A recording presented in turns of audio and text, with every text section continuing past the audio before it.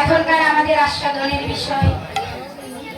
ইতিপূর্বে যে পূর্বাঙ্গ লীলাটি আপনারা শ্রবণ করলেন, সেই লীলাটি ছিল শ্রীমতী রাধারানী গোবিন্দ বক্ষ বিলাসিনী শ্রীমতী রাধারানী সুরজ পূজা লীলা। শ্রীমতী রাধারানী আমার ভানু পূজার ছলে কানে পূজা করলেন। তাহলে বাবা সুরজ পূজা কাহাকে বলে? বললেন শ্রীমতী রাধারানী যে সূর্য পূজা করলেন বাবা, কখন করলেন? শিশুকালে করলেন না, শিশুকালে করলেন না। তাহলে কখনো করলেন? বৃদ্ধকালে করলেন গো মা। হ্যাঁ, বৃদ্ধকালে করলেন না। কখন? যৌবনকালে শ্রীমতী রাধারানী আমার সূর্য পূজা করলেন। কেন? শাস্ত্রে বললেন শিশুকালে কৃষ্ণ ভাজে কৃষ্ণ পাইবার আসে, যৌবনকালে কৃষ্ণ ভাজে কৃষ্ণ আসে কিবা নয় আসে, আর বৃদ্ধকালে কৃষ্ণ ভাজি শুধুমাত্র জমেরও তার আসে। তাই শিশুকালে কৃষ্ণ ভাজন করলে বাবা কৃষ্ণকে পাওয়া যেতে পারে। কেন? তখন শিশু মনস্ক থাকে, হৃদয়ে কোনো অহংকার থাকে না। তাই যে মনোবাসনা নিয়ে ভগবানকে যদি একবার দেখে ফেলে, গোবিন্দ আমার আসে।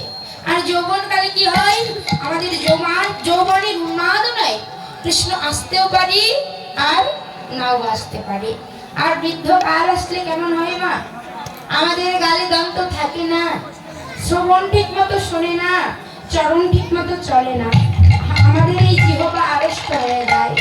শিশুকালে যেমন আমরা এই বদলে বলতে পারি প্রভু একবার দয়া করো, আর বৃদ্ধকাল আসলে কি হয়? প্রভু ওই দয়া করার জায়গায় বলি ফেলি প্রভু একবার দোলা করো।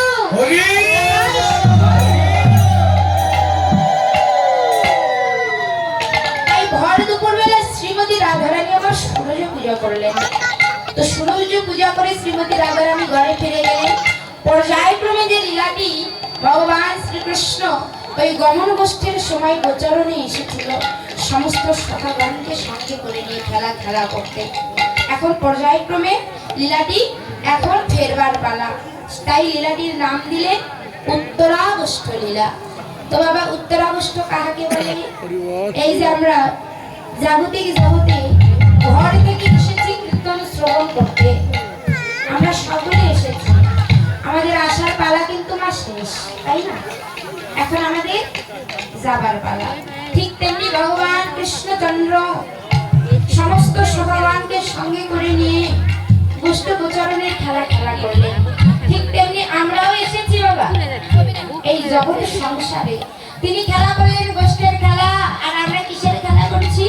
না, আমরা খেলা করছি মায়ার খেলা। তো আমাদের মায়ার খেলা শেষ হয়ে গেলে আমাদের পুনরায় ঘরে ফিরতে হবে। তো ঘর থেকে আমরা এসেছি, আসার পালা শেষ, এখন যাবার পালা। ঠিক তেমনি ভগবানেরও এবার যাবার পালা।